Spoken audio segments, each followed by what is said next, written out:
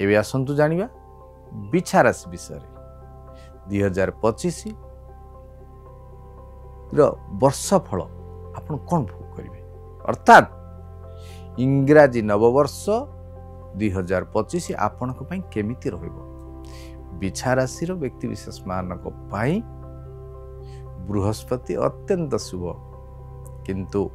शनि राहु केतु अशुभ एणु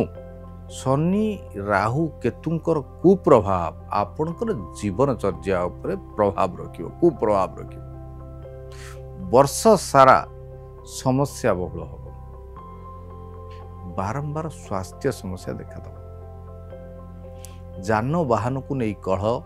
आर्थिक क्षयक्षति होबार संभावना यथेष्ट रही व्यवसाय रे क्षति सहबा पड़े विवाह विच्छेद होबार संभावना रही तेणु निजर स्त्री प्रति कि स्वामी प्रति सचेतनशील कटु वाक्य कहबे छोट छोट कथार महाभारत भली समस्या सृष्टि किंतु बृहस्पतिंकर शुभ दृष्टि कारण अनेक समस्या नियंत्रण रही साधारण जीवनचर्या बजाय रही तेरे मुख्य कथाटी हूँ आपण जिते कथबार्ता करेंगे स्नेहीपूर्ण श्रद्धापूर्ण कथा ताहले जाइकरी जो कलह वातावरण सबू सीमित रहिबो आर्थिक लेन देन बेले जदि पैसा क्या दौरान नौरान ठीक भाव में कागज पत्र करैकि नियंतु जमी क्रय विक्रय कला बेले सतर्क रहिबे नचेत आपण समस्या रे पड़ी पारंती आर्थिक क्षयक्षति सहबा को पड़ी पारे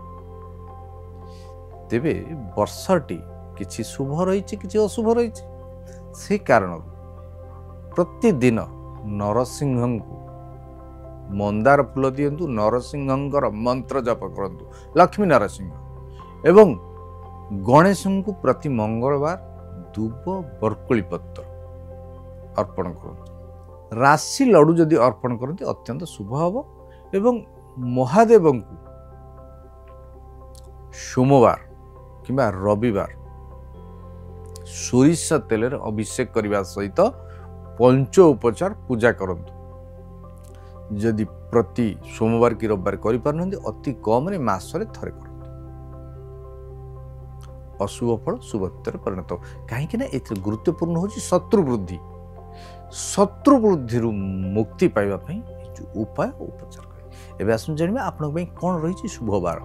आपण शुभवार हूँ रविवार एवं मंगलवार शुभ तिथि तृतीया नवमी दशमी शुभ रंग लाल लाल रंगर वस्त्र व्यवहार कले आपन को अत्यंत शुभ फल मिलिबो किंतु आपण सब बड़े सफा सुतरा रहिबे तेबे जाई कि आपन को सफल